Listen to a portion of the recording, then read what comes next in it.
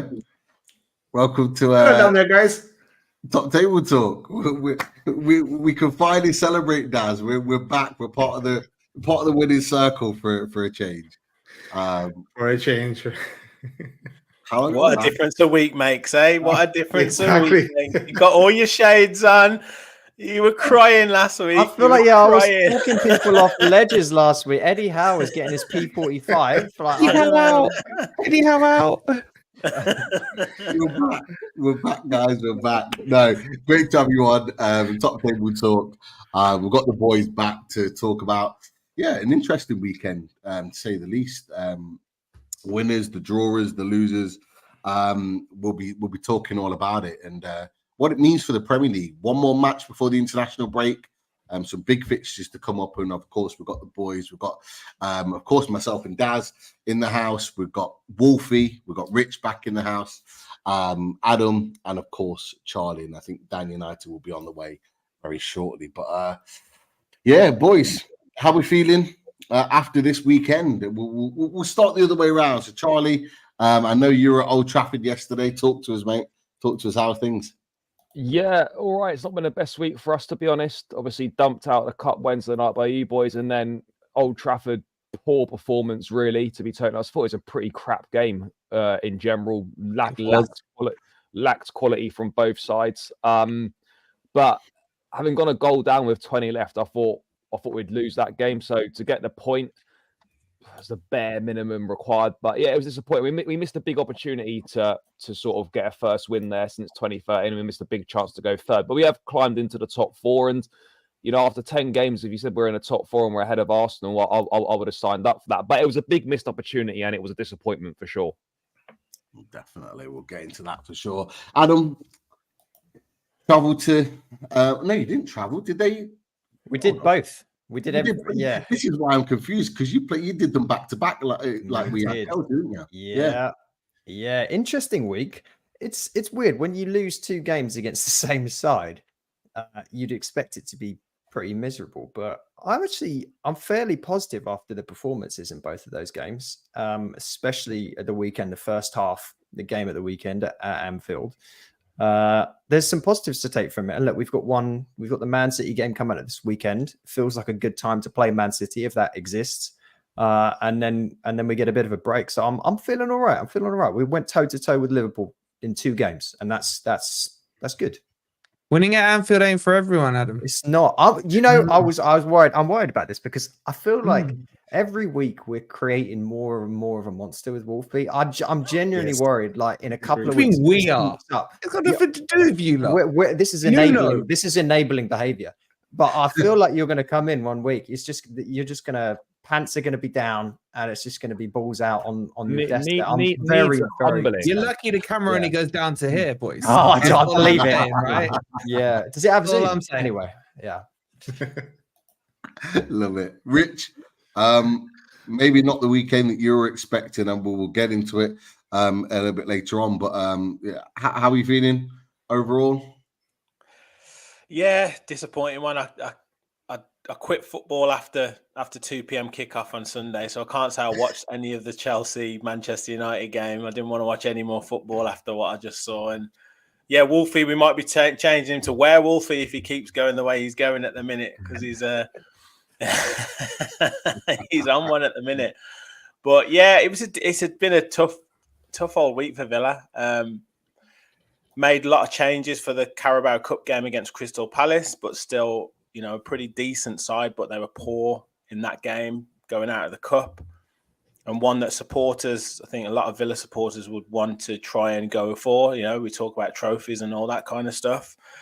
But the thing you've got to do after that is back it up with a result. And pretty much every player, barring McGinn and I think one other, didn't feature in that game. And yeah, just didn't do ourselves justice at all, particularly in that second half. So I'm sure we'll get into it. But yeah, bit of a tough afternoon against Tottenham.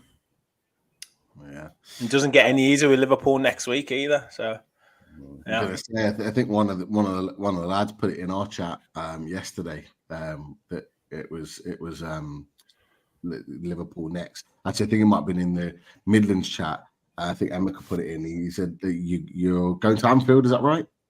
Yeah, it's Bruges away on Wednesday that I'm going to, and That's then a good away game. That one. Oh, nice little trip. Yeah, and then Liverpool, and it's 8:00 kickoff on Saturday night as well. Oh, so it's going to be a big atmosphere, I'm sure. Yeah, so that's tough game.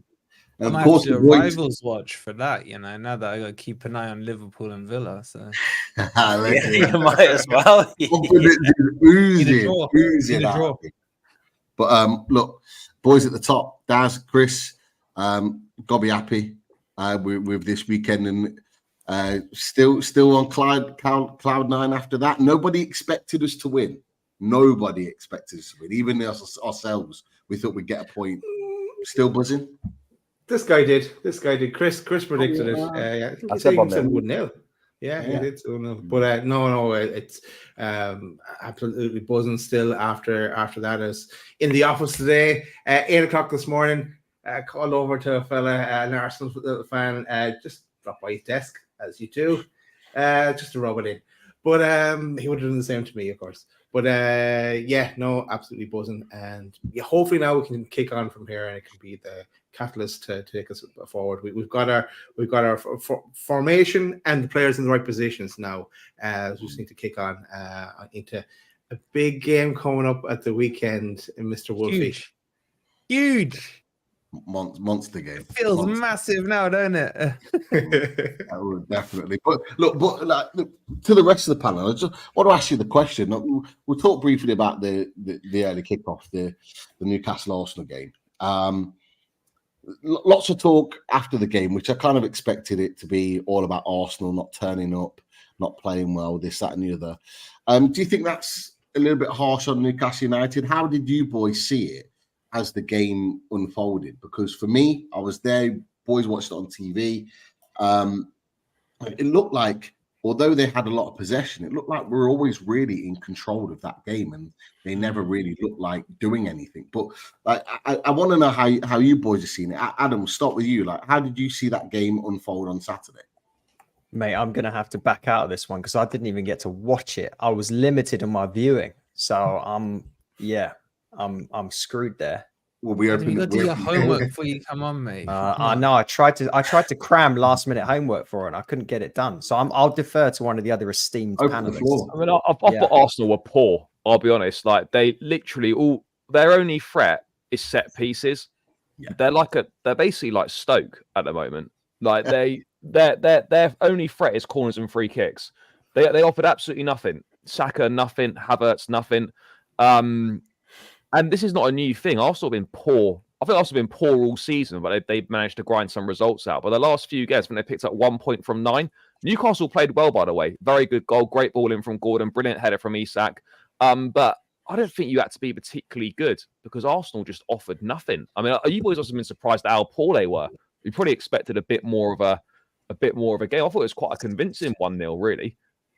Mate, you're so insulting. You're so insulting. You're such a big six mentality. Your opening statement is Arsenal were poor. They were poor. Why can't you give the flowers where it's due? They were poor because Newcastle made them look poor. No, but this is what I'm getting to. I'm sorry, it's such a big six narrative, Arsenal were poor. Arsenal were poor. That is because why were they poor? Yeah, but I agree with Charlie. I don't actually think Newcastle had to play that well to win. I didn't. Newcastle got the goal, and we're like, okay. But why can't he start with Newcastle? Why can't he start and give the flowers to the team? I thought your defensive shape and your structure was spot on. Newcastle definitely deserved to win 100%. But even like you said, even Eddie Howe would have been expecting a little bit more from Arsenal, especially going 1-0 down. But they did nothing. Newcastle had the ability to easily play the ball out from the back. No pressure on the ball. There was nothing. And I actually thought Newcastle could have gone on to win it 2 or 3-0. And it wouldn't have. No, they didn't need to, but they could have gone on to win it 2 or 3-0, and it wouldn't have flattered them as such. I don't think there was a great deal of chances for both teams. But yeah, the other thing is to look at is the quality that Newcastle brought off their bench compared to what Arsenal brought off their bench was night and day. Like you guys brought Tonali on off the bench. Who else was it you brought off the Barnes? Sorry, Harvey Barnes. Yeah, and now you're bringing on Zinchenko and bloody Nwaneri to try and rescue it for them, and that tells you everything you need to know about where Arsenal are at the minute. I don't know what's gone on with their recruitment, but I don't know why we're talking about Arsenal. I really don't. Why can't we talk about Eddie Howe putting Gordon on the right-hand side and how well he played on that side when he normally plays on the left? Why can't we talk about how well Hall played and he just pocketed? I was going to say, Hall and Livramento were fantastic. But why are we not starting with these points? Why is it always got to be, Arsenal did crap by default, Newcastle? Because the expectations Arsenal win. Why? That's the expectation. Why? Who won last season? Who won last season at St. James's? They beat him 1-0. What's the expectation? You were on the prediction show. Literally everyone on here predicted Arsenal come first or second here. The expectation is they're going to do well and lose. The expectation is they would win this game. That's just how it is, unfortunately. And the three people at the top. Oh, sorry. Chris predicted Newcastle to win. Oh, sorry. I get that right. But you guys were saying if we get out with a draw, we'd be happy. It doesn't matter what you predicted. Got to start off from that perspective. No, it doesn't matter what you predicted. Your prediction means nothing. The fact is, Newcastle were the better team. They tactically got it right. Yeah. But no one's saying by de facto, Arsenal were poor. But why does the narrative? It's so frustrating. Well, both things can be true, Wolfie. Both of those things. They can, but why does the narrative have to start with a Cartel 16? When Newcastle, they've now beaten back to back. Wasn't it last season the whole the ball didn't cross the line thing? So why is it so shocking? They've done it back to back. Give them some credit. Yeah, that's why. Remember that for next week, Wolfie. Remember that for next week. I will. If you guys beat us, I will. I'll say you guys did better. But, we're not yet part of the Cartel 6, even though we're placed higher than most of them. But it's still, they have to be protected. And it's like so subliminal now, man. Even Charlie's doing it. Charlie, I'm going to beat you up next time I see you. No, but Arsenal as Adam said, both things can be true. Newcastle played well. Arsenal were also crap. Like, both things are right. So why did you start with Arsenal? I'm not disputing they can't both be Arsenal true. being crap is a bigger story because they've consistently. That's true. I agree with that. It is true though, because that they've taken 1 point from 9. You're contradicting yourself. How can you say Arsenal being crap are a bigger story? Think about this. Where were Newcastle? Yeah, but where were Newcastle in the league? Where were Newcastle in the league before the game? Bottom half. Yeah, exactly. Weren't Newcastle 12th? Yeah, bottom half. Yes. Yeah. And last week, the conversation was about how Newcastle's poor transfer business, what would happen in January if Eddie Howe would last until January, how to stop the rot. Like, the expectation is Arsenal would go in and win this game. So I think Charlie's fine in how we positioned it. It's not that big of a deal. It doesn't matter what the expectation was. It doesn't matter what you predicted. What matters is what happened on the pitch. And Arsenal got schooled by Newcastle. Not because Arsenal were crap. Newcastle made them look crap. It's just annoying. It's really annoying. This is why I asked the question. And Daz, Chris, feel free to come in on it. Just because the narrative was always going to be Arsenal, and this is what I kind of took issue with is that yes, Arsenal are the team that are expected to challenge for the league, and yes, Arsenal lost away at Newcastle, but you got to remember, as we talked about last week and what was talked about on social media and across the board, Eddie Howe was under pressure to get points. We lost to Chelsea in the league. We lost to Brighton the week before that. We drew at Everton before that, and it wasn't looking great. But what Eddie Howe's done with what Wolfie said, put Gordon on the right, Joe Linton on the left. He's gone old school with his high press intensity. Sean Longstaff coming on and was absolutely fantastic. You got the fullbacks that were unbelievable, and nobody's really talking about that. The only ones that really talking about that is Wolfie. He's brought it to the table, and I think that is also a big factor as well. That Eddie Howe under pressure has been able to put a team out that's gone on and beat Arsenal. Now, this is not just any Arsenal. This is Arsenal with pretty much every player available. You were 12th in the league. You were crying last week. Oh, what? But that's the thing. And if Wolfie beats you next week, you'll be the same. Like that Arsenal matters nothing. It doesn't matter. But it does. But it does matter because at that moment where the pressure was on, he's got the points. He's got. Yeah, but you need to back it up now. Of course. In isolation, it's a good result. But Rich is right. Like if you don't back it up by say beating Forest and then whatever your next games are after that, winning a couple of them, then in isolation it doesn't actually really mean anything. Like right now it's a big win because Newcastle were under pressure. But if you then follow it up by losing a couple of games off the back of it, you have to back it up. It is like that. I suppose Wolf is setting you up for like a fall. I'm telling you, Wolf is setting you up for a fall. He's praising you to the hilt here. I'm not. Flattery. He's doing a pep, isn't he? He's doing a Pep Guardiola. Yeah. His flattery is just. Yeah, it makes Newcastle was so so attention, great. Rich, man. Just because you're trying to become Cartel 6 yourself, you don't have to suck up to Charlie, right? You don't have to suck up to Charlie. There's going to be 2 places at least available with Arsenal and Spurs in there. We'll take one each, yeah? But come on, Rich, you're on our side. Midlands forever and all that, right? Don't stick with him, man. He's West Londoners. They know nothing. And you're right. I'm only talking about this game in isolation. I'm not talking about what's to come. I'm only talking about it in isolation. But and you're quite right in saying, Rich, we could end up being back where we were before the start of last weekend. However, looking at the league table right now, the league table's tight. It is tight. Yeah. One win, 1 or 2 wins in a row changes things, and yet we're 10th at the moment. But within a win, we're going a point behind Forest, and we could be, depending on other teams. Villa, you've got, I think we got on the same points as you. If you lose to Liverpool, and and then the narrative changes again, because if we do win next Sunday and you lose to Liverpool, Villa have been lauded as having a superb season, but yet we'll be on the same points as you going into next weekend or the end of the weekend, and that changes the narrative again. Yeah. I just wanted to ask, sorry, Peter, I just wanted to ask the boys this actually, because you raised a good point, about the league table. Genuine question, and I'm not searching for bites or anything like that. But are any of you genuinely concerned? We've played the midweek game against Chelsea. We've gone through in the cup, which I thought we were good value for. You've then watched us play Arsenal, and we've whatever way you look at it, it's a fantastic 3 points. Do any of you look at this table now and think, because a couple of weeks back, 2-3 weeks back, everyone was saying Eddie Howe's under pressure, Newcastle aren't performing, except, and rightly so, by the way.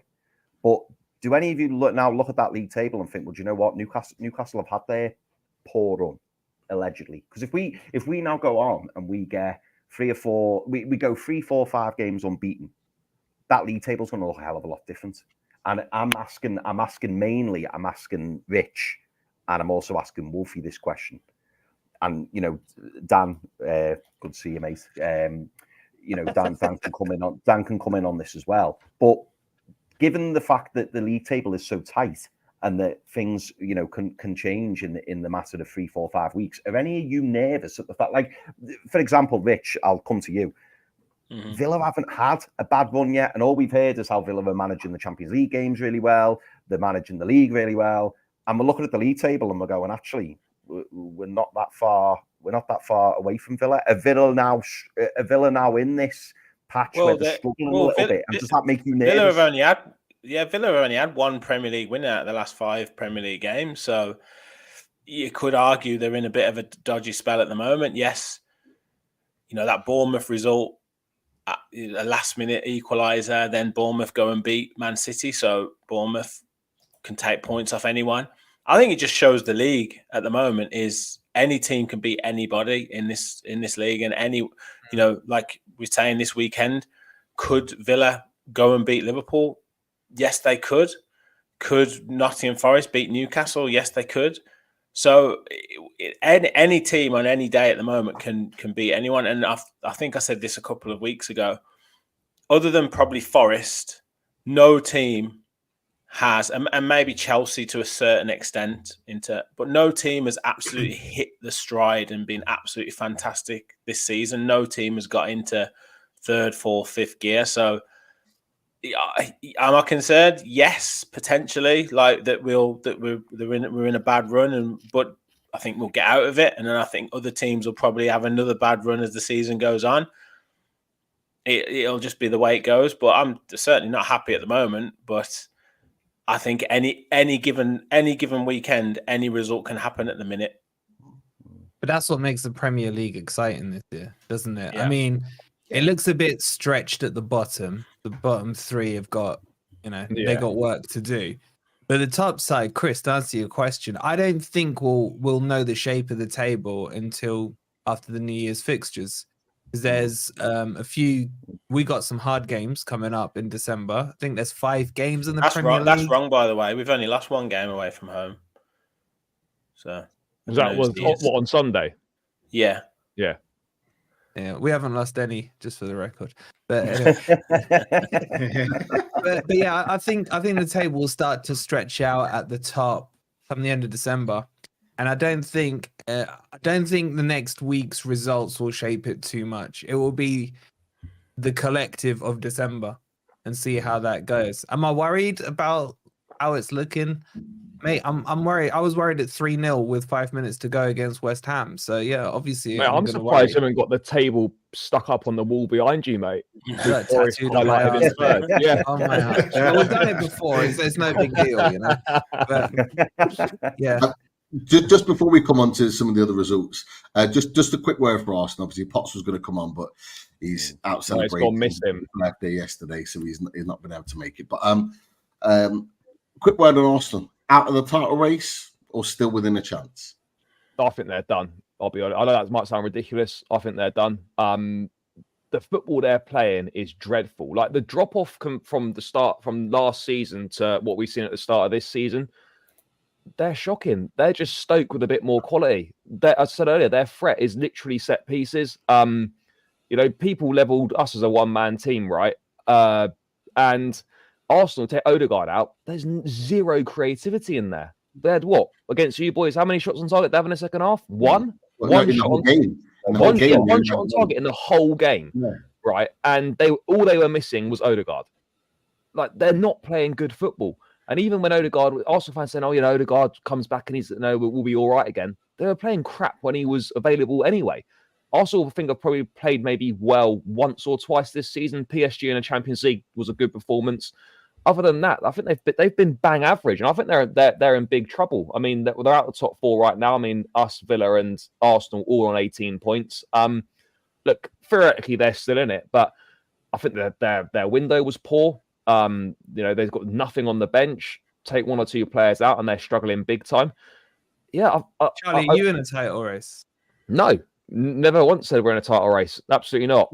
Charlie, more to the point, are you having a really good season? Would you say this season? I think we've done. Well, I wouldn't say it's amazing, but it's a lot better than I think anyone would have expected. What would you rate out of 10? So I'd probably say we've been about 7 or 8 out of 10. So does that not show the difference between where Arsenal are and where you are at the moment? You're saying Arsenal are absolutely piss poor and they're this, that, and the other, but you guys are having a 7, 8, 10 out of 10 season. No, I think they can. Look, Arsenal probably will improve a bit. I don't think they're going to be like playing to the level they are all season. But I just look at Liverpool, for example. They will have a drop at some point for sure. But they're playing nowhere near as well as Liverpool. City, despite their injuries and that, and their sort of form is not amazing, but I think they're playing considerably better than Arsenal. Arsenal's problem is that. Are they as good as the other teams they're competing with? And right now, based on what we're seeing, they're considerably worse than Liverpool and they're considerably worse than Man City. I think we're all to blame for that. I think we're all to blame for that. Yeah. I think us fans, we all expected this was the season that Arteta was going to take it on. We never really, you know what I mean? Yeah. I've been saying for years they should have got rid of him. He's useless. We definitely put pressure on it. We probably did it for different reasons.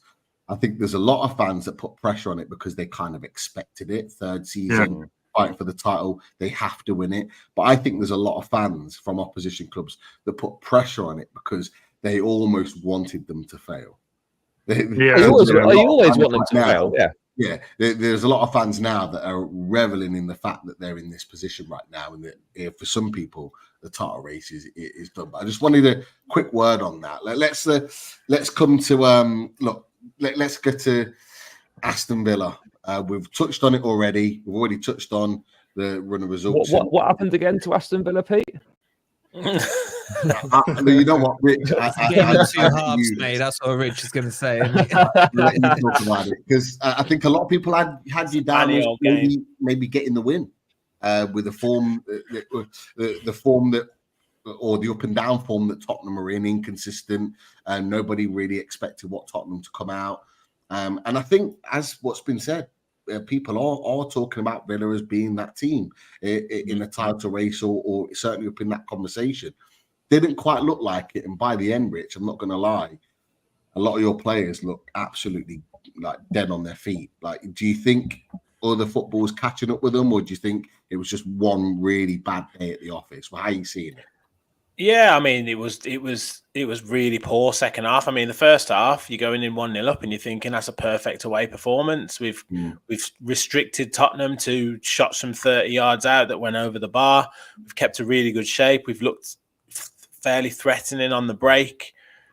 And we've gone 1-0 up, and you think, right, let's build on that. Let's take a bit of control of the game. But we just allowed Tottenham back into it. And I actually think part of the tactical problems and the substitutions, and the reason why we lost is down to Unai Emery. I think he made a couple of big mistakes yesterday. The mentality side of it is, I've always said, when you're in a game and you go to contain, it's all well and good when you're 1-0 up or you're 0-0 and you can nick a goal. But as soon as that tide starts to turn and you go 1-1 and the team gets momentum and you go 2-1 down, yes, you're only 2-1 down, but it's really difficult to switch that mentality from being containing and defensive to then go, right, we need to get back in the game and be attacking. It's easier to switch the other way for some reason for players, go obviously because you've got something to protect. So that was part of it. And then the substitution, I think we were already getting overrun in midfield, and we know that this is what Tottenham can do, particularly at home when they've got the crowd behind them, they've got momentum. It's similar to what Newcastle do, when they go 1-0 up and 2-0 up, they can just be like a steam train. What he does is he takes Morgan Rogers off, who maybe had a bit of a knock. He didn't really want to come off, but he takes him off and he brings John Duran on and goes 4-4-2 when we were already stretched in midfield. He should have brought Boubacar Kamara on and shored up that midfield and made sure we had some possession in the central midfield and made sure we had an extra body. And if he needs to bring John Duran on, take Ollie Watkins off, because Watkins was isolated, wasn't holding the ball up, and Duran would have been a bit more of a threat in behind. So I put time for him to start, Rich. I think I said it at the start of the season. Duran's better for me than Watkins. Surely it's time. Watkins. Well, there's a question there from Foxy. He's not better. He's not better than him. He's just a different player to him. His form is. Well, Watkins has got 5 goals and 3 assists and created countless more chances than Duran. Duran is a pure goal scorer who's got 8 goals in all competitions. But Duran started against Crystal Palace. Yes, he scored, but he was poor. He was really poor in the Carabao Cup. So Ollie Watkins gives us a lot of different qualities, a lot of different things. It's easy to say, oh yeah, well, John Duran's the X factor and that kind of stuff. But Watkins is one of the best centre forwards in European football. Like, Rich, he's brilliant. They can play together. No, they absolutely can't, as was shown yesterday. Emery's talked about it before, though, that it might be something he tries, but you don't reckon you'll ever see him start together. If the problem, like I said, we were overexposed in midfield, and he took a midfielder off who can get us territory and get us ground in Morgan Rogers, who can run with the ball, and he's a 6'4" big lad. Players bounce off him, and he takes him off and brings on John Duran. Yes, he is a big unit and all that kind of stuff, but he's a different type of player. So we didn't have a link person in those areas, so we just kept getting overrun. And it was too easy for Tottenham to get through us. At this moment in time, our midfield isn't necessarily strong enough to cope with having John Duran and Ollie Watkins up front. And Ollie Watkins brings too much to our game to just drop him and bring John Duran in. I think Tielemans is a big miss as well at the moment. I think he would have played that role that McGinn was playing. I think he probably would have played it a lot better than him. Potentially. Well, yeah, that part. Well, McGinn had a poor game yesterday. Poor game, and very often he's kind of the heartbeat of the team. But out on that right hand side, because Leon Bailey isn't in great form at the moment, we lose that pace and that directness of Leon Bailey. And John McGinn's playing in that role at the minute, and he's not quite the same player, obviously. Tielemans and Onana are playing as that kind of central midfield area. And Tielemans has probably been our best player this season. He's been fantastic. Wasn't quite his best yesterday. I think we need Boubacar Kamara back fit quickly because he gives us a hell of a lot. He drops into the defensive area, allows Matty Cash to go forward if he needs to. He gives security to players like Leon Bailey because they know that Kamara's in there. He wins the ball. He gives it simply. We just need him back fit. But look, it was a poor second half. We just lost composure. I always talk about you've got to dig in and be characters. And part of Aston Villa over the last few years is, yes, we've had a brilliant two years, even before that back in the Premier League, apart from the Steven Gerrard. But we've always sometimes had this soft centre where we need big characters. And this is where people like Tyrone Mings and players like that are important because they rollick people, they grab people by the scruff of the neck and tell them to sort their heads out. And we haven't got enough of them on the pitch, particularly in games like where you could get overrun like Tottenham. And that's what showed yesterday. We just started making mistakes. Heads went down, and we didn't have enough characters and strong players on the pitch. And sometimes it's literally just about that. It's not necessarily always about quality. It's just about, are you going to dig in? Are you going to try and battle? And are you going to try and roll your socks up, whatever cliches you want to put into it, and start putting yourself about? We didn't get any yellow cards yesterday. Like, why aren't people throwing big tackles in? Why aren't people putting themselves about? And that's what it needed against Tottenham yesterday to interrupt their flow, and we didn't have enough characters to do it. I feel like he didn't really react to Basuma coming on either. Like I said, you got overrun in that midfield, but like Ange sussed it out at half time, and then Emre didn't react. I don't think Pau Torres is great either, mate. He was poor. He was really poor. People tell me he's better than Murillo. I still haven't seen it, but he was very poor yesterday. Some of his passing was again. I don't know why we tried to be relaxed and composed and calm, but that's all well and good at times. But when you're trying to pass the ball on your own goal line, it's not going to get you very far.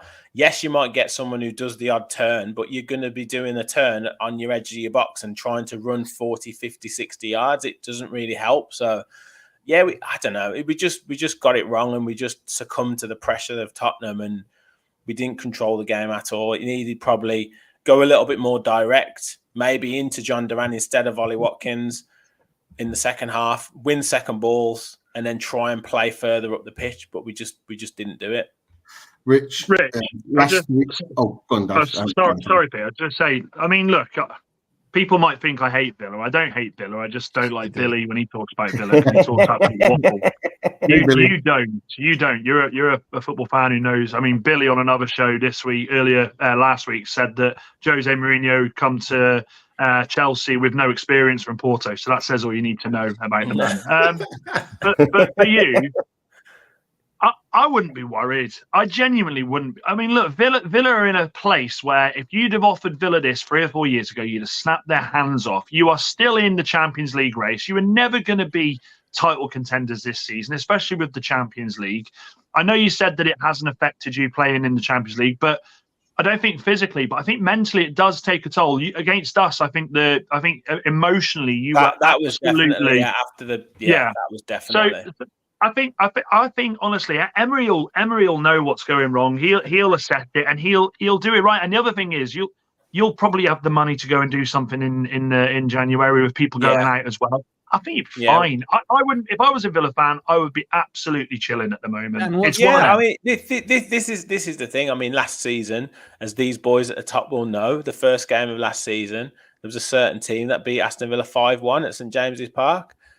Villa lost 3-0 to Liverpool at Anfield, lost 4-0 to Tottenham last season at Villa Park. So we have known under Unai Emery, we have these defeats that do occur. And when in an Unai Emery team, when they concede goals, they definitely do concede goals.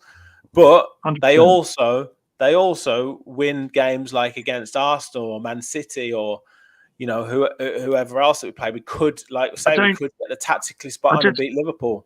Rich, I don't like that comment that's just come up there, like Villa are overrated. I genuinely don't understand. How are they? At what point are Villa overrated? Like, please, can you, Brands, explain underrating them, Dan. Explain that. You're underrating Sorry? them. You're underrating. I'm not them. underrating them. Okay, when I'm you not said they'll be fine, what did you mean by fine? I think they'll be up along the sort of 6th, 5th, 4th, easily this So season. who I think gives you the absolutely. right? Yet another Cartel Sixer coming on here. to Here we define go. for the Villa fans Because I'm what third in is the right. but Wolfie, we get it. You're third in the Premier League, so now you have this No, right I to don't just care hate about every that. team No, this I don't season. I care get about that. that. But what I'm Cartel Sixer saying in my is, head in. can I talk or? Go on. What I'm saying is, what I honestly feel like Unai Emery, from what he's done from getting there, the projection they've been on has built enough credit in the bank for this not to be a concern this season. And we've said about teams, or you said yourself, January is when the fixtures will really start. I think they're doing okay. Okay, Liverpool is not the fixture they'd ideally want this weekend, but I see Villa getting so many more points than losing them this season. I honestly think that Sunday was just one of them games. Managers get it wrong. We've seen managers turn up and they get it wrong. And I wholeheartedly agree. I think Emery got it wrong on Sunday, but Emery's not an Eric Ten Hag. He's not a Frank Lampard. He's not one of them managers. He's a manager that when he gets it wrong, he goes back to the drawing board like Arne Slot did against you guys. Arne Slot knew straight away. He identified where he'd gone wrong, changed it for the next game. I think they'll be fine. I think the only problem they could have, and which you guys are alluding to on here, I think his problem will come if he does try and force Duran and Watkins playing in the same team, because that will change formation. That will put a player out of position that he doesn't want to be doing. So I think they'll be okay. Do you know what, Dan? Just to say, and I not that I'm defending Brandt here. I mean, obviously, I need to have a conversation with Brandt in order to establish what he means. I agree with you, Dan, in that I think Aston Villa are going to be fine if you're talking 4th, 5th, 6th. Possibly the reason that comment comes in, and I've spoke to Pete and Daz about this offline separately. I think in certain sections of the media or certain pundits, what I find like staggering is the fact that, and this is maybe where Brandt's comments coming from, is that people are like, oh yeah, Villa will finish top 4. Villa finished top 4. Villa are managing the Champions League brilliantly. Villa are absolutely smashing it in the league. And this is what I was saying before about when you look at the league table, it's incredibly tight.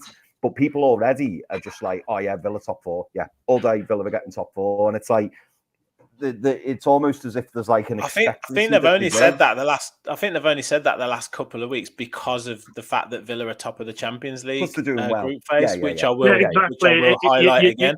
At the start of the season, every single pundit was saying, "Oh, Villa are going to struggle to get in the top 4 because they're not going to be able to manage the Champions League. Revisionism. They're going to do the same as Newcastle. They're going to do this. They're going to do that." At the moment, we are 5th in the table, same points as Arsenal. So a bit of perspective. 5th in the table, same points as Arsenal. We've only lost 2 games all season.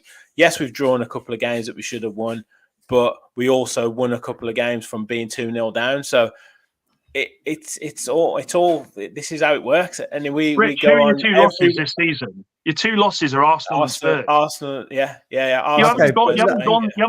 You haven't lost against us, which would have bantered you completely. Okay, you haven't lost against fucking Wolves. You haven't lost it. You've lost against 2 decent sides. Do you know what I'm saying? We're not.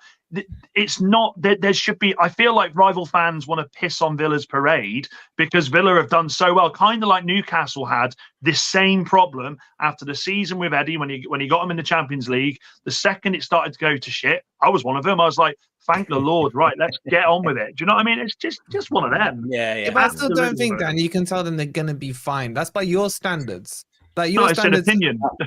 I know. But what I'm saying is, like, if the Villa fans want to dream of a title race, fair play to them and let them.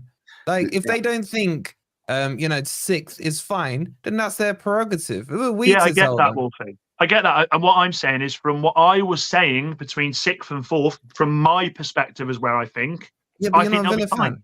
If you're not a Villa fan, that might not be fine. We'll stop it there just because I do want to come to Brighton. I know Adam might have to go soon, but with the Villa situation, I think it's gonna chop and change every week. Like we established right at the beginning of the show, that Premier League is tight. We talked about it. 3 point. We're in 10th.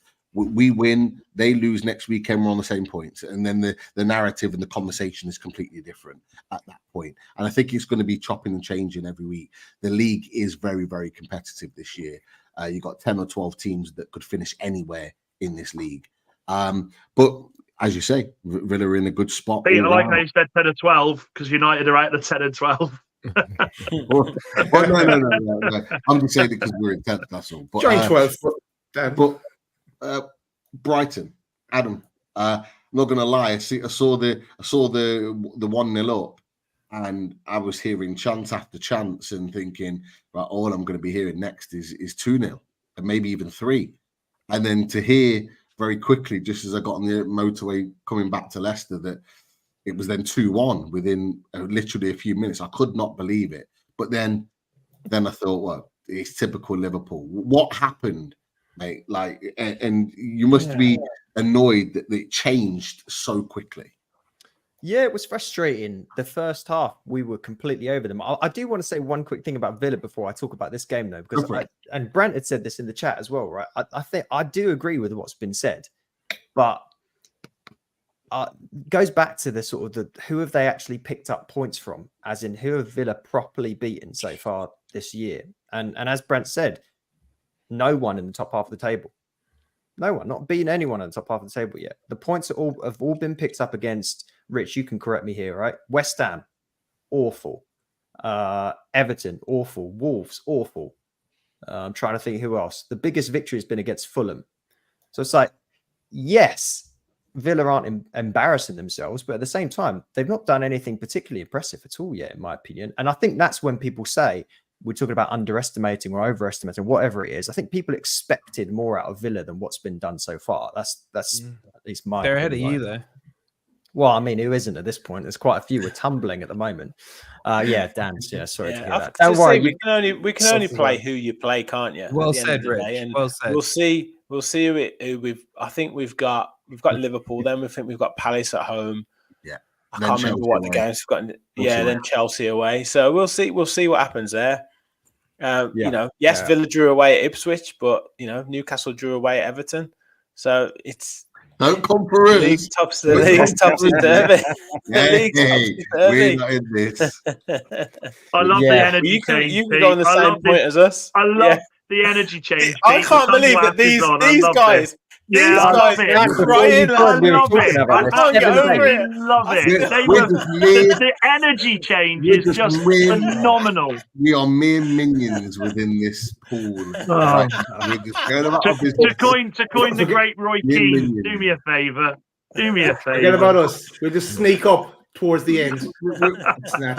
Or Eddie Howe. Yeah. Leave us be. Leave us be.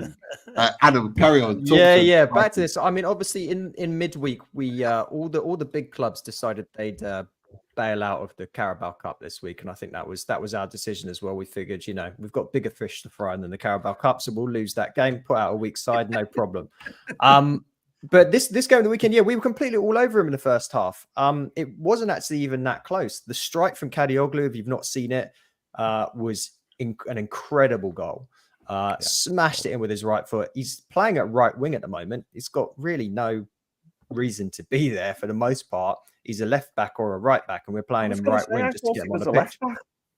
Yeah, exactly. But the problem is, Estupinian and Matoma have such a good link up on the left-hand side. They don't really want to play Kadioglu back there. And his defensive work, as you guys probably saw in the Euros for Turkey, he's not particularly good defensively. So we just shoved him up the pitch and just tried to play him anyway. Sort of playing in the role that Solly March has played over the last few years, where we just go, is there a gap somewhere on the pitch? Great, you can just play there. You're good enough. So that's what he was doing. But the first half we were completely in control. Liverpool they could just never get the ball from the press. They were trying to do it, but they were always just a step behind.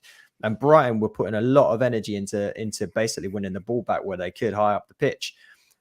I'll give credit to Arne Slot at half time and then coming out in the second half. He switched things around in a big way, and they came out with a completely different energy level, completely different. And he made some tactical changes as well, about 10, 15 minutes into the second half. McAllister came off. I think Curtis Jones came on. Luis Diaz came on. This was about 65, 70 minutes or so. And he basically ended up pushing everyone forward. It was basically Van Dijk at the back with, who else is the other guy playing next to him? Joe Gomez. Oh, Gomez came on, Trent did his standard thing where he inverted and just pushed up as like a defensive midfielder, trying to dictate the play. And on the left side, they pushed Tsimikas up massively as well. They just overwhelmed us and we just couldn't play out. And the goals were coming. The way in which they happened was annoying, though. The first one from Gakpo, who, credit to him, though, midweek, scored an absolute cracker on his right foot from outside the box. Really high quality goal. This one was not good. It was basically a cross that no one got anything on, and it just went in. And then did he get it, Adam? Sorry to know, it wasn't because Nunes was trying to claim it, wasn't he? I think it went to Gakpo. But the Salah one, everyone's going nuts for the Salah goal. I mean, this is just what he does, though, right? But it wasn't Estupinian. All he had to do, you do with Mo Salah, is just don't allow him to cut in to hit on his left. And Estupinian decided to do exactly just that and let him do it. And now we were pushed so far up. I'm not sure if they showed this on Match of the Day or not, but our central defensive pairing, Van Hecker was the only central defender back. Igor was way up the pitch trying to do God knows what. Everyone was out of position. So they had a 3-on-2 against us, and Estupinian could only mark one player. We had no one to properly cover the cutback beyond him, and we just let him score. Could have gone so different. I think that second goal, if we'd have got that in the first half, it would have been a very, very different game. I think Hertzler maybe would have battened down the hatches a little bit, but he was pushing the team up when we were towards the end of the game to try and get that second goal again. He wasn't just going to take it sort of lying down, but never happened. Liverpool comfortably won in the end, but it should never have got to that point. Adam, your boys looked gassed with about 10, 15 minutes to go. They just looked knackered. It's a really good point because they were, and we were surprised that Hertzler didn't make subs earlier on because I think he didn't really make too many changes until like the 80th something minute. And then he basically said, all right, let's put a bunch of players up. Let's bring Ferguson on. Let's push everyone up and try and make something happen and get back in the game. And it was a little too late. I think he was nervous about doing it earlier and that making us more vulnerable at the back. But, hindsight's a beautiful thing. Big game next, Man City in the league. They're not playing well at the moment. Bournemouth got the win against them. Is there a chance to hit back and get a result against the champions? What are you thinking? Are you thinking just a bad second half? You're going to turn it back round again? Where you at? I hope so. The Man City's a weird one because as soon as you write them off, they're going to come back and Haaland will score his classic patented hat trick. They've got a tough game though this week playing Sporting Lisbon, and Gyökeres could do us a little bit of a favour for his old club if he wanted to be a bit funny midweek. But it's going to be a hard game. It's going to be a hard game no matter what we think. We've been pretty vulnerable on the right-hand side. Like Cody Gakpo ripped us apart both of these games. And with all due respect to Cody Gakpo, he's a good player. He's not a great player. And we've looked very, very suspect down that right side defensively. That makes me worry in terms of who they put out. If they decide to play Doku on the left-hand side, I think he'd probably do Veltman in a big way. At the same time, I like seeing Kyle Walker look fairly vulnerable at right back. That gives me hope that Estupinian and Matoma might be able to do something down the left side as well.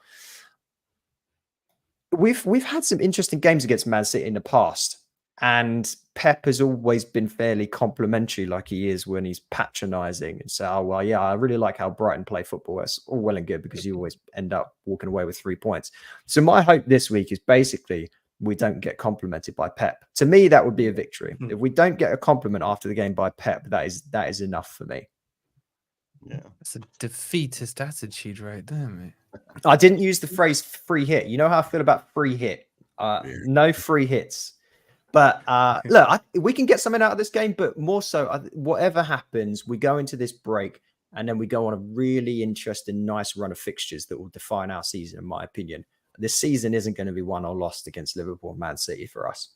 No, definitely not, man. Look, you've got some good results recently in this season. It's not been a bad start for you at all, and there's still players for you to come back. So, yeah, lots of positivity still there. And I think the way Man City are playing at the moment, and they've still got a fair few players missing, that there is going to be a chance that they're going to be still a team that can be hurt.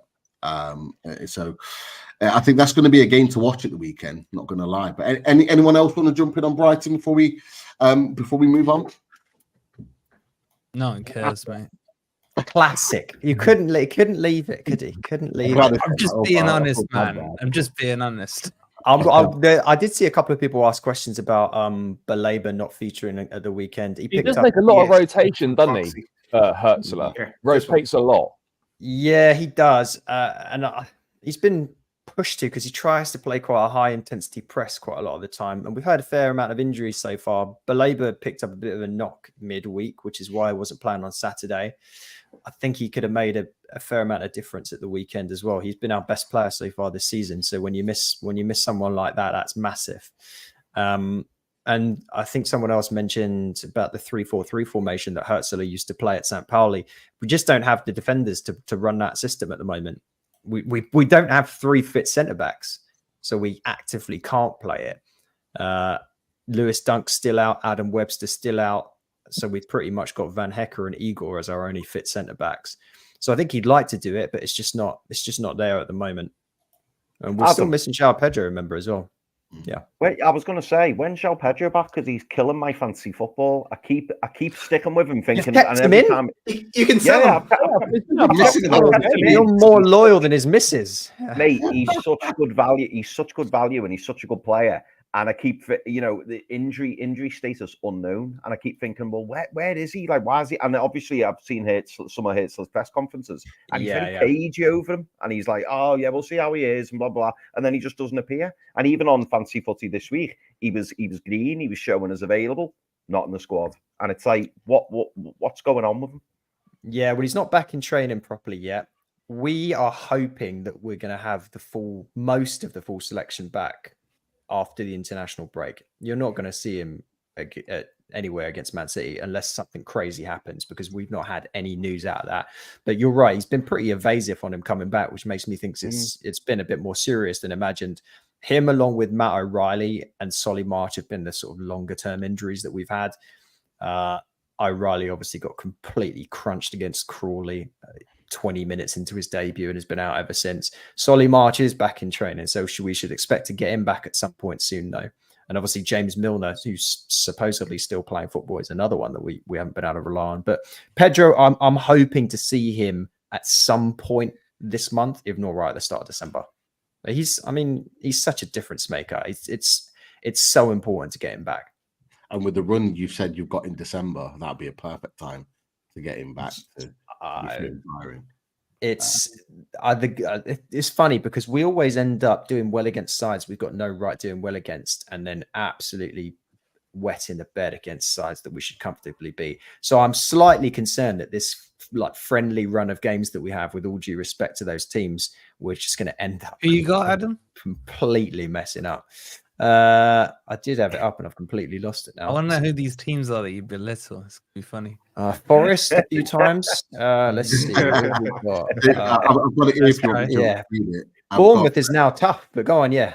Yeah, you got Man City, then you're away to Bournemouth, then you're at home to Southampton, away at Fulham, away at Leicester, home to Palace, away at West Ham. And then just after Boxing Day, you've got Brentford at home. So there are some more than winnable games. Yeah, really. The way that you play, I can't see you beating Bournemouth. Well, every side that was listed there, Wolfie, are below us in the table. So I think there's probably some people that might. And that necessitates that you beat them. I'm just saying it probably gives an indication that we're all right and fairly well positioned. Okay. Don't listen to him, Adam. Don't listen to him. If we're going to disregard table positions, Dan, then I guess we don't need to worry about Forest being in third. So yeah, everyone make a note in your diaries. Saturday, February the 1st. Forest, Brighton. Is that when it is? Yes, February the 1st.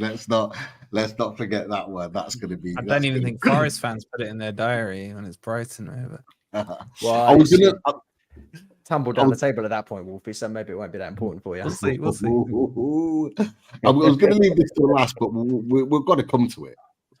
Yeah, top 3 in the table, Wolfie.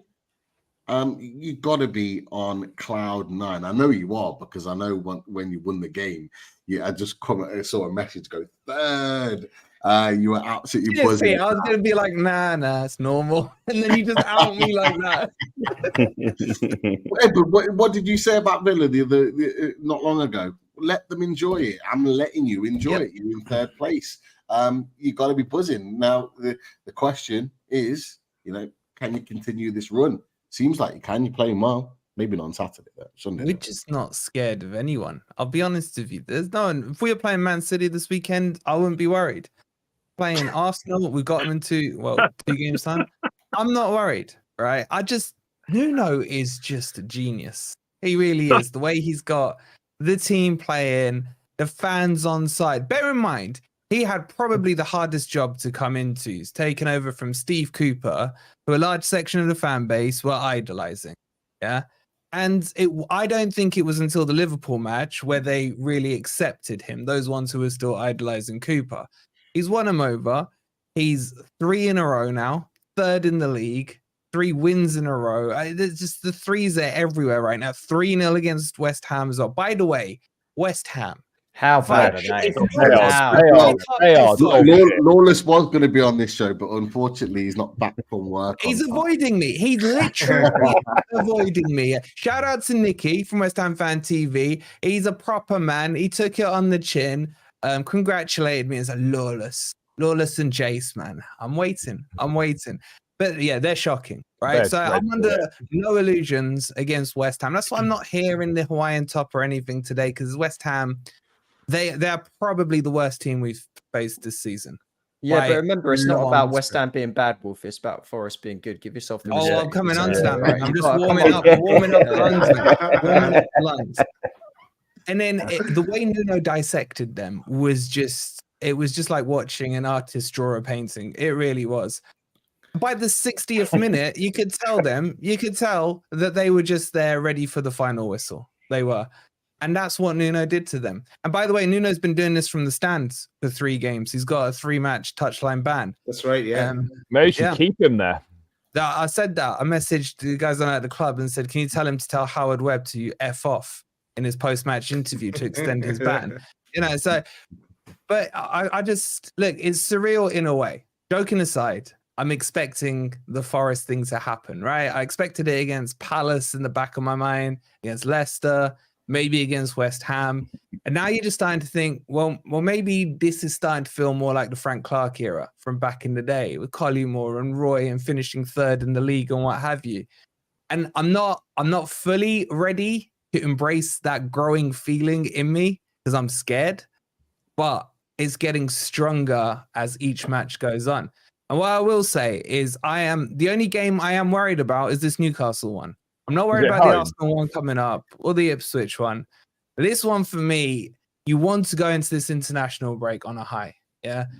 And the results are only as important as the last one you get. It doesn't matter that we've won 3 in a row. If we go into the international break and we've lost, you're going to be crestfallen, aren't you? So this one's big. This one's huge. I think we can either you end up 1 point behind us or 8 points behind us. This is a proper heavyweight clash now. It's big and it means a lot. Yes, it won't define the season. I think December does. But right now, ain't no one talking about Forest and relegation. All those pundits, man. All those pundits sitting there saying Forest are going down at the start of the season. Nuno's the first to be sacked, yeah? They're all revising their stories now, ignoring the fact that they said that. And they just say, yeah, Forest should be fine this season. Quickly move on before someone reminds me that I said they were going to get relegated and Nuno was going to be sacked. Well, this might define a little bit more than the season on Sunday, Wolf, because I've just looked at your fixtures. Obviously, you've got us at your place. Then after the international break, you're away at Arsenal. Then you've got Ipswich at home. But then you have Man City away, Man United away, and Villa at home. That takes you up to the 21st of December. That is a tough Then run. Spurs, then Villa, and Everton. I can't remember the order. Brentford in between that, and then you've got then you've got Spurs, Everton should be a 3 points. But that's a tough run, and you obviously want to maintain that. It could look very different. No, and that's not me disrespecting Forest at all. But that run of fixtures I've just looked at now, that is tough. I agree. It's a tough run of fixtures, but the cliche is every game is hard in the Premier League. Yeah, who expected us to beat Liverpool at Anfield? Who expected, Well, hold on, Wolfie. Would you say the game on Saturday against West Ham was hard? Because it was not, was it? No. No. I'll agree with you that. Every game, apart from West Ham. Apart from West Ham. West Ham and Leicester, basically. Every other game's been pretty piss easy, pretty hard, sorry. But yeah, I think it's a tough run, but that's why I will be on what's after cloud 9, I don't know.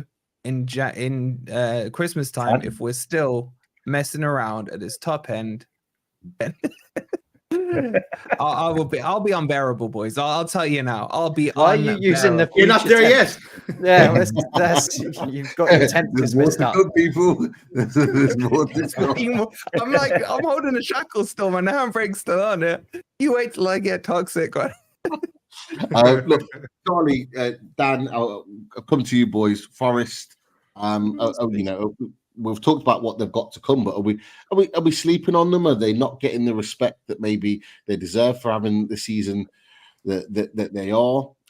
Equally, someone just put in the chat, they're 2 wins away from being mid-table again. Like, how are you boys seeing Forest at the moment? They're doing very well. Like, there's no denying, they're a brilliant start to the season. They're probably the biggest surprise of the season. Well, not probably, they definitely are the biggest surprise of the season. And they're doing very well, and those got to play well. They're hard to beat. They score goals. They're playing some decent football. But the big question is, how long can they maintain it for? Because as much as Wolfie probably knows this as well, like the bangs, the crash is waiting to happen, and it is going to happen at some point. And then it'll be interesting to see how do they respond to maybe losing 2-3 games in a row. But I suppose by putting a lot of points on the board early doors, you give yourself that breathing room to kind of be able to lose sort of 2 or 3 games and still be in a decent position. So I think Forest have done very well. For me, I think if I'm being honest, I think they'll probably finish sort of anywhere between kind of 9th and 12th. Oh, you're so salty just because you couldn't beat us, mate. Seriously. No, but we're sitting ahead of you right now in 9th and 12th. Yeah, but do you honestly think you're going to finish in European football? Yeah, I think we're in a title race right now. How'd you like that? Well, I don't know. Well, it's not true though, is it? So how'd you like that? No, I don't care. We're third. We are literally in a title race right now. As things stand, we are more in a title race than you are. In November, we're a point behind you.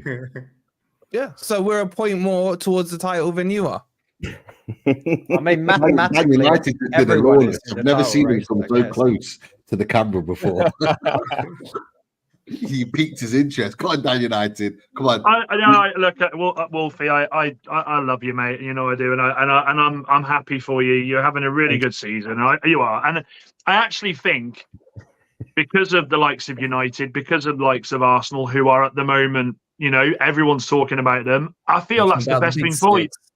Wolfie, can you let me talk? Christ, man, I'm actually backing you here. What I'm saying is, I feel that's why Forest can just do what they're doing at the moment. Forest, like, the pundits are just not really, and you're so right, Wolfie. I fucking hate. Sorry, it's before 9 o'clock. I effing hate pundits at the start of the season giving their predictions. What right have these guys got to give their predictions? It's absolute bull.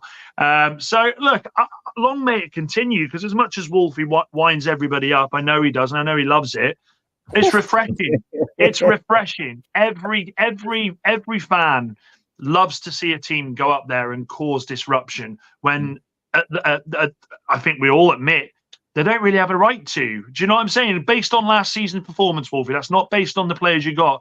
No one expected it. So the only thing I will say is Nuno's doing fantastic at the moment. I really think he is. And I think management-wise, I think he's a club where he feels at home, which is good, which is what you need. But we've seen him do this with Spurs. He started so well with Spurs, was fantastic. Manager of the month, pulling out results, and it went wrong really quickly. So I just like to think that he's learned from that. And you know something? Just enjoy the ride, because, it could fall flat on its face. It really could. But we've seen it before with teams like Leicester where it doesn't. I remember Leicester doing this. And I remember in November going, no chance.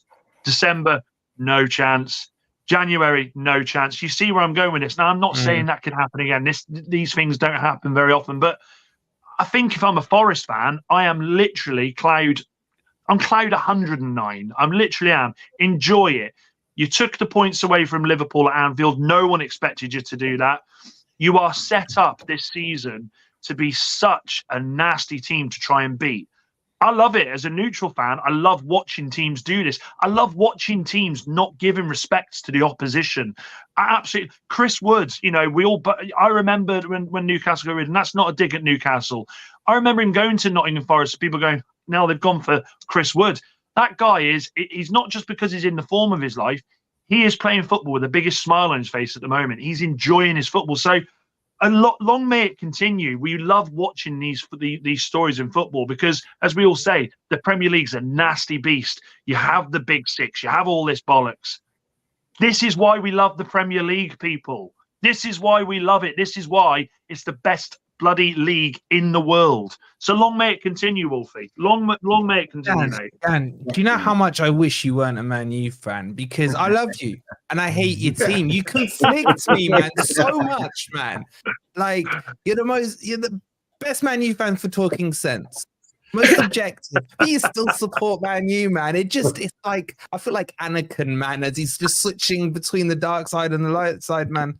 All your fault. Adam, I'm going to come to you.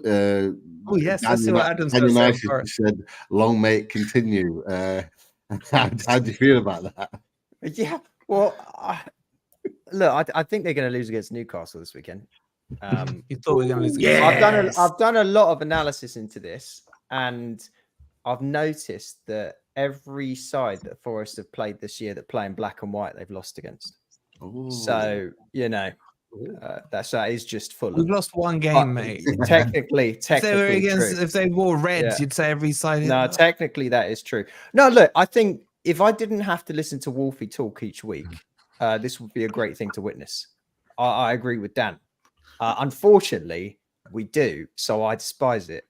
And each weekend, I like to look in and see if Forest have been battered yet and taken down a peg or two. And unfortunately, that hasn't happened. Let's see. Let's see if the collapse begins this weekend. But I don't know. I hope you do beat them because just Jason fucking Tyndall's tea. I can't stand that much. Well, I love the Newcastle fans on this channel. Lisa, all of you. I love you. I love the three guys here. But when I watch that guy on the sideline, it triggers me. It absolutely triggers me. He's just fuck off. Like anyhow, love him. Can't stand him. Don't talk about he's a nice guy behind it all as well. He's a good guy. Can't do it. I can't. It triggers me. Sorry, Adam. No, I mean, I sort of agree with you. I don't have the quite same hatred as you do, but I can see where you've got it from. Now, look, Wolfie, I think. Sorry, Adam. Sorry, Dan. You can't have him. He's not going to follow the other Dan. No, mate. Honestly, the only reason I'd have him is to clean the toilets out, mate. I wouldn't want him anywhere near my side. Would he have been an upgrade on Ten Hag? Yes. No chance. Potentially. No chance. Yes. Wolfie, honestly though, Wolfie, if you can be real for like a moment, like genuine Wolfie, where do you think this actually ends this season? Because you just had a go about 9th to 12th. I don't think that's disrespectful. Where do you think you actually end up realistically? Be honest. Well, I predicted 8th at the start of the season. I got laughed at. I got mocked. That was just from the Forest fans. And yeah, I think that's probably too low. I think that's too low. It doesn't take much to break into Europe. Look how bad Chelsea were last year. Charlie, I'm not saying that like disrespectfully. You were, and then they went on a late run and made it into the European spots. Crystal Palace sacked their manager late on, went on a run, got top 10. It's not that difficult. Yes, you can say the top 2 or 3 are locked out. But beyond that, a run is what you need at the right time. So put yourself in the position, which is what we're doing now. And where it ends up, let's see where it finishes. But right now, I don't think you'll find a Forest fan that's scared of any team right now in the form we're in the cohesiveness we've got, which I think is the biggest thing. Both on and off the pitch, that team is just listening to every word Nuno's saying. And I honestly believe, as things stand, Forest will at least get European spots. At least. At least? At least, yes. Until, why do you want me while state Forest are third, to downplay what Forest are doing. Why can't I say mathematically Forest right You now can are say third what in you the want. league? Yeah. Exactly. Ahead of Arsenal, ahead of whoever. Yeah. We've just gone and taken Adu out of Arsenal to sell him. We sold him a better project at Forest than the other teams Marinakis has got.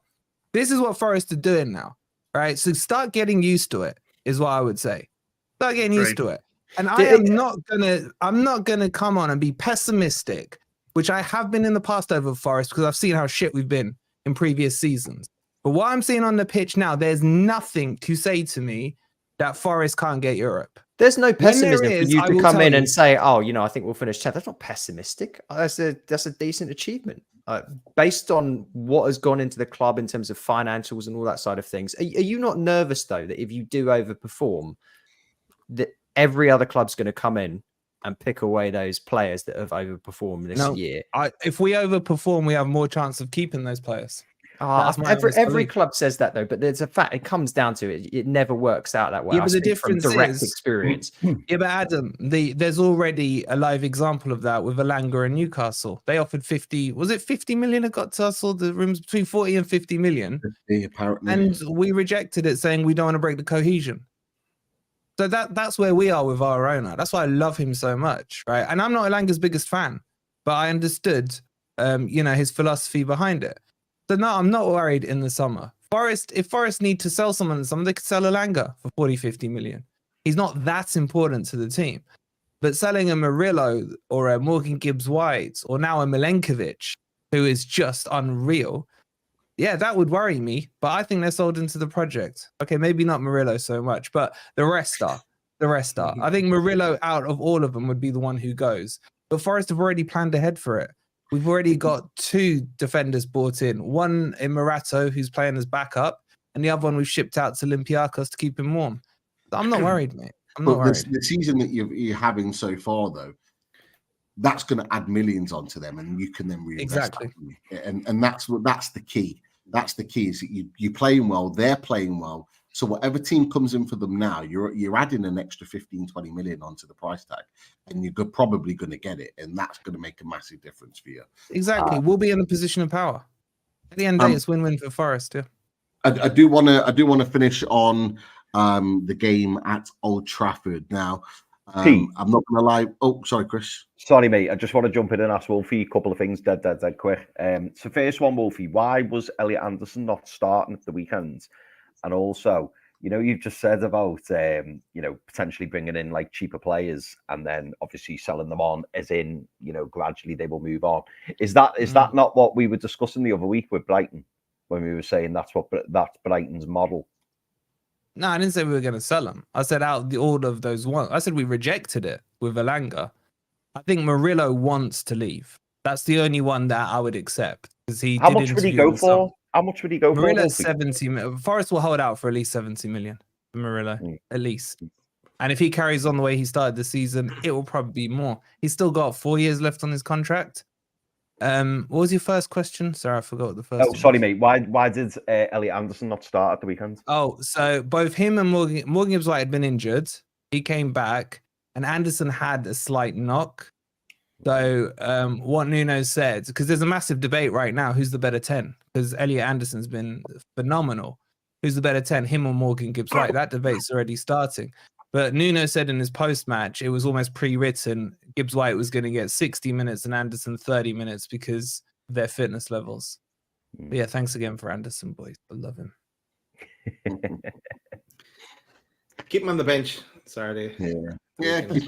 Keep them both on the bench. He still hasn't scored. It's all written. It's all written, mate, for Saturday. In fact, if you're arguing about who's going to be the number 10, just send us Morgan Gibbs-White. We'll take him. We'll take him off your hands. But I do want to Peter. Shameless Peter. we'll take him. Why not? Look, I do want to finish on the game at Old Trafford. Boys, I'm not going to lie, and I know you were there, Charlie.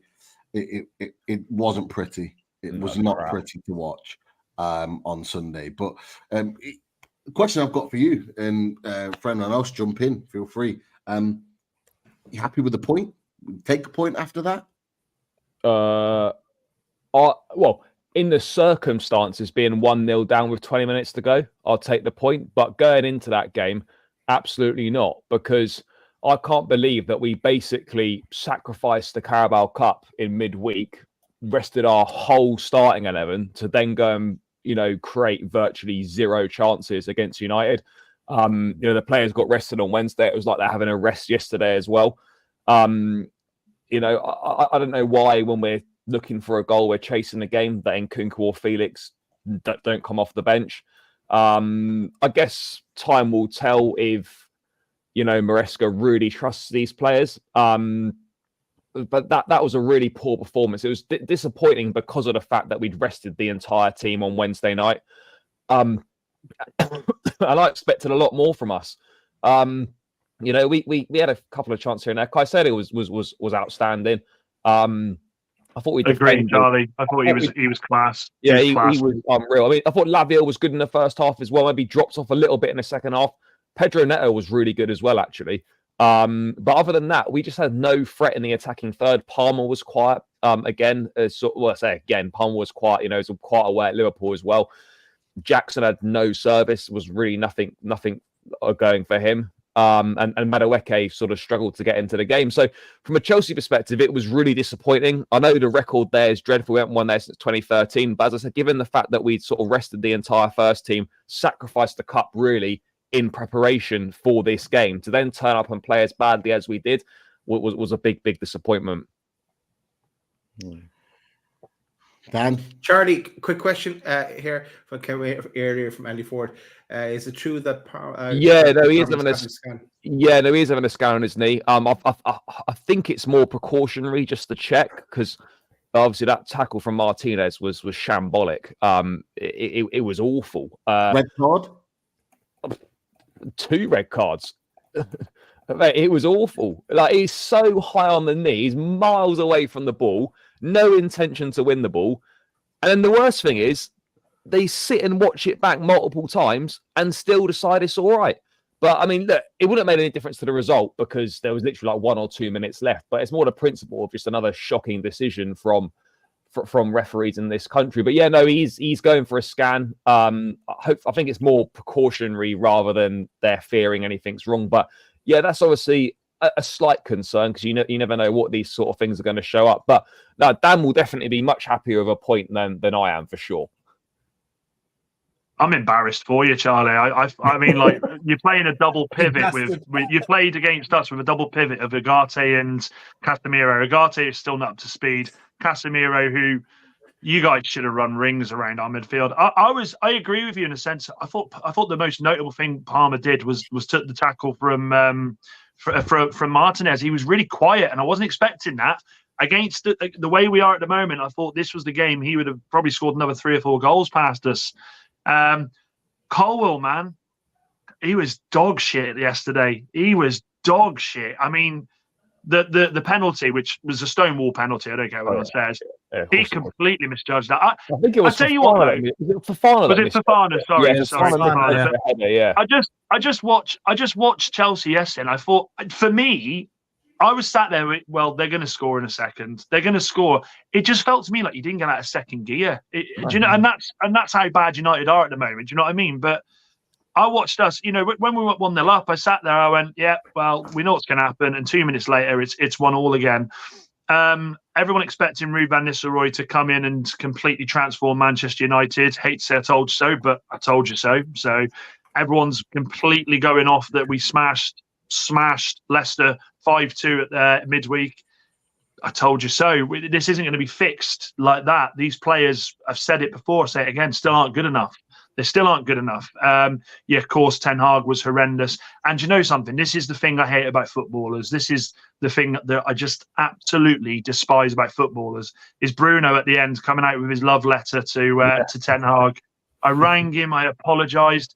Yeah, do me a favour, mate. Piss off. He's such a rat, that man. Yeah, I agree. I wasn't very impressed with that, and I thought Roy Keane was so right to come out and call him out for that. But Charlie, honestly, I felt that game could have been played for 3 days and it'd have been a draw. It was just ridiculous. First half, I was ready to turn it off. The first half was dreadful. I mean, horrendous. I think we hit the post with a header from Madueke, and then I think you had one sort of half decentish chance. It was just a really poor game. And like, look, we knew what we were going to see from Man United. Like, we know what Man United's level is right now. I was really wanting to see something from us, and I just didn't see it. You know, it's another big away game where we haven't really turned up and delivered. I don't mean this season. I just mean in general. Like, it's a big away game where we haven't turned up and done the business. And that game was there for the taking. Even at 1-1, when we got back in at 1-1, there was still about 25 minutes. Well, yeah, there's about 20 minutes left still when we got back into it, and there wasn't really any urgency. There wasn't. We could have won it in the end, couldn't we? You know, with Garnacho's shot and then Bruno skying it completely. He was shocking, Dan. Garnacho was poor yesterday. I felt. I don't disagree. My question was during the game. I actually thought Ahmad for Garnacho was the substitution to make. I thought Rashford was okay. I didn't think Rashford was world class, but at the two, I fully expected Rashford to be able to do something. You know, having that moment. So there's a lot of work to be done. There's a lot of work, and like I said, United fans need to just relax. Okay. Again, if I'm Chelsea, I think Chelsea, obviously, with a lot of Chelsea fans, I don't know if you're the same, Charlie, are speaking big things this season and saying that, you know, we're heading in the right direction. You should be winning games like you did, like yesterday. You should be, absolutely. I agree. We should have won yesterday. We should have done. You know, I actually think there's more questions to be asked of Chelsea after yesterday. I really do, because for all the hype, yeah, okay, fantastic. You've beat teams like Wolves.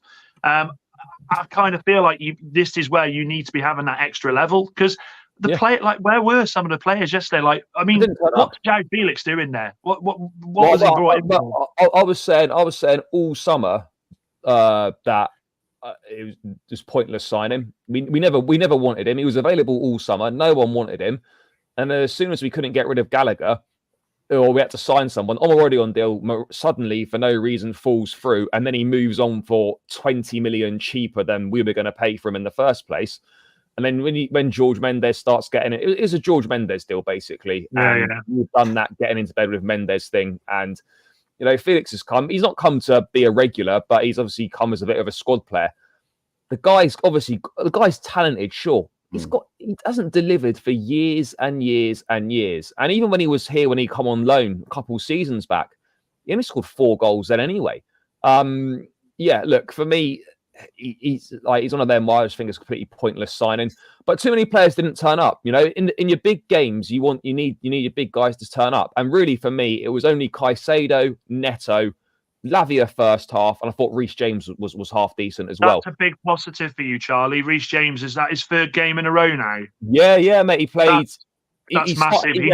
He started against Liverpool. He played about 50 odd minutes. He then played a full 90 against Newcastle in the league, and he's played another 90 minutes today. So yesterday, sorry. So that's that is a massive plus Charlie, for us. Did he start on the left? Yeah, he started at left back because he started at left back against Newcastle last weekend. Maresca's tried this thing tactically where against Newcastle, he said that he tried it because they thought that Joelinton was going to do a man marking job on Palmer. So they did some sort of tactical switch there. I don't like it. Gusto at left back can play there, but Gusto picking up those like pockets in the 10, and you know, I think that disrupted our link up play, because Palmer and Madueke have had a decent link up this season. With Gusto picking up those pockets of space, his link up with Madueke wasn't anywhere near as good. Like, Gusto understands the tactical side of that role, but he's not got the quality on the ball in an attacking sense to carry it out. So for me, that needs to end. And it's not like we've got, you know, crap left backs available. We've got Cucurella, who's been one of the best in the league he's been one of the best so far this season. He's been very good for us, and yet he's kind of found himself on the bench. So I would like to see, you know, just a proper left back player in there. Gusto's been good. Gusto is a very good player, but him playing at left back is not, sorry, right back with Reece at left back is not. It's not really working. You want your best players in their best positions. So yeah, Reece done a job. actually thought, Charlie, I thought Mazraoui did a great job of whoever He did a come really over good to job. his. I think He was so he was good. with Madueke. I think he was with Madueke Mazraoui. Yeah, he did very well. I just think, like, I don't know what it is about Chelsea Man United games at Old Trafford. Most of them are just dreadful. Yeah.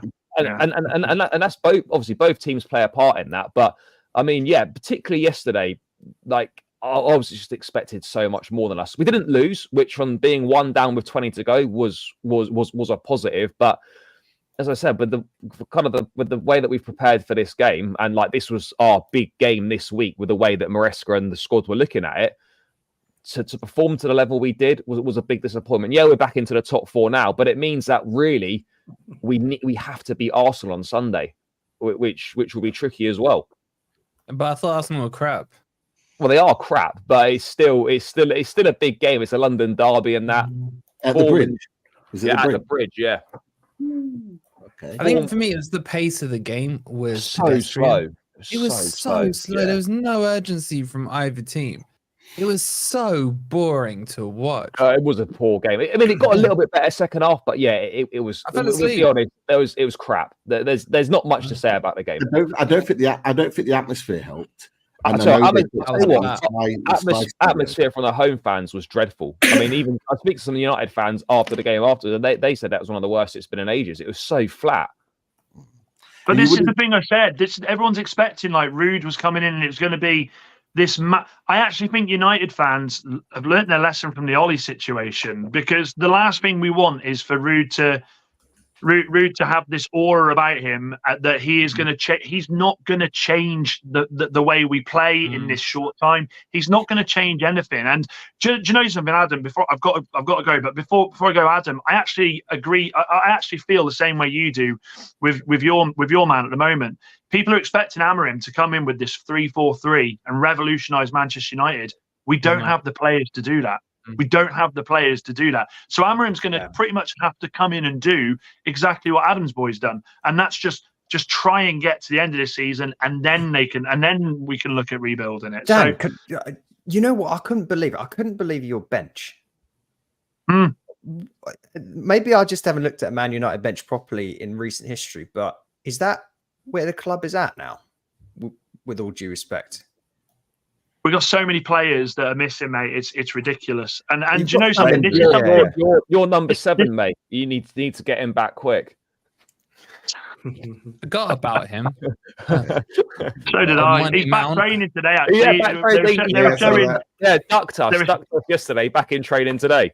Luke Shaw. Yeah, no, he's not going to play until. Do you know what? Honestly, like, you look at the players that are missing, like Luke Shaw, Mason Mount. I was going to say Marcello. I was thinking of Big Brother then. I just feel like United, with this whole new look at it, they need to just bin these players off that are injured all the time. Bin them. I mean, this is how bad it was for us yesterday. We had to bring on Lindelof to play CDM for us. And this is where I go back to, Charlie. Shame on you guys not being able to beat us like that. Yeah, it was poor. I know you've got to go, Dan, just really quickly. Leicester at home, Ipswich away, Everton at home. Surely 9 points. 2 of them with your new manager as well. Surely?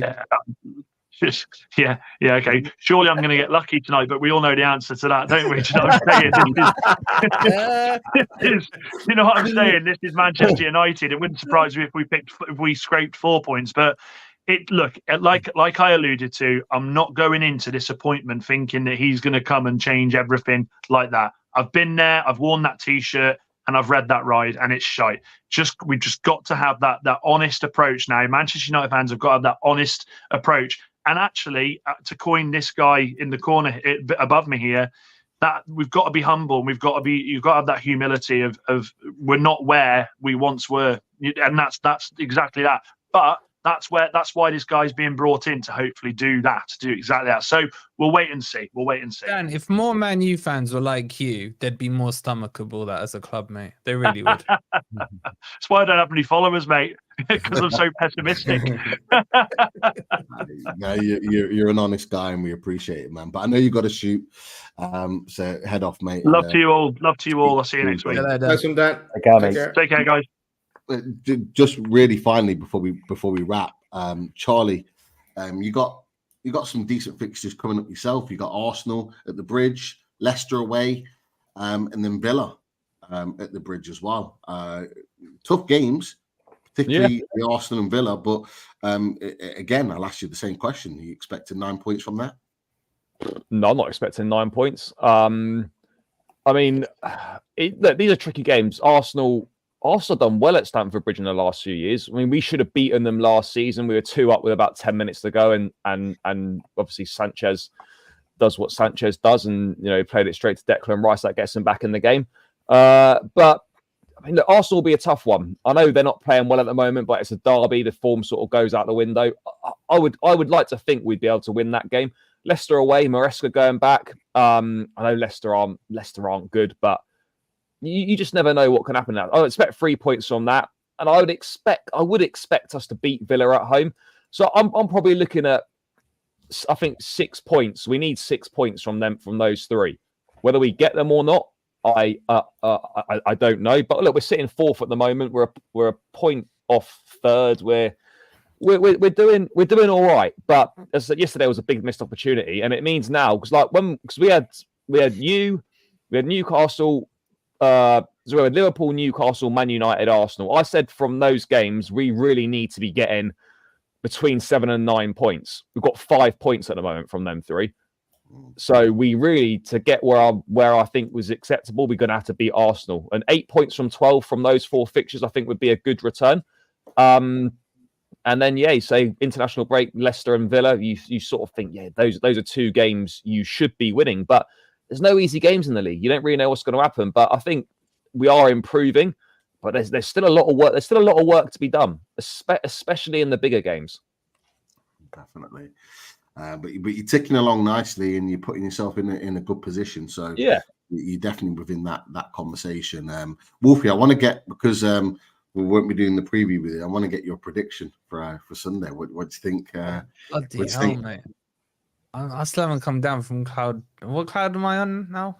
This is why I'm asking you right now. I don't know, mate. I think it'll be a draw. I'll change my mind come the end of the week. I'll think Forest will win, and I think we'll lose and then draw. At the moment, as it stands, I think a draw, and I think we both probably would take that going into the international break. I think. You don't look so convinced, Chris. Mate, I just want to keep these wins coming. I mean, we've obviously got that big cup win against Chelsea in the Carabao. Arsenal, for me, I just hope that we kick on. And the only reason I say this, Wolfie, is because I think, like other teams as well, we're all expecting Forest to lose at some point. And sorry, mate, but I hope it's us that do it. And that's fine. We're playing each other. I'd expect you to want your boys to win. Yeah. I just feel like we need it more than you, if that makes sense, because we need to go on this run. We need it. But I think if we beat you, that does break you. Then there will be questions on Eddie Howe again in the international break, because you'll be, I think it is, if I'm right, 8 points behind us if we beat you, something like that, won't it? 7, if that was to happen. Yeah, 7. That's a decent sized gap this early on, I'm going to ask you, Daz, will you take a draw? I'm coming with shades to stay next week again. That's all I'd say there, Pete. Bring it on. So you're not. I'm going big. I'm going a 2-0 victory to Newcastle. 2-0. We've conceded 7 goals all season, the 5th meanest defense in Europe, let alone the Premier League. Something will happen in mid-game to change that. 4 letters, boys. Maybe Nelly Anderson red card. Just help his old boys out. That's what it is. Look, boys, absolute pleasure. Great panel tonight. Superb chat all round. Of course, as Chris, top stuff as always. Charlie, legend as always, coming on. Always appreciate the stuff that you do. Make sure you go check him out at Blue Brothers CFC. Wolfie, flying high on cloud, whatever you just pick a number, whatever cloud is on. Forest Fans TV. 3. Cloud 3. Go check him out as well. Make sure you watch his content.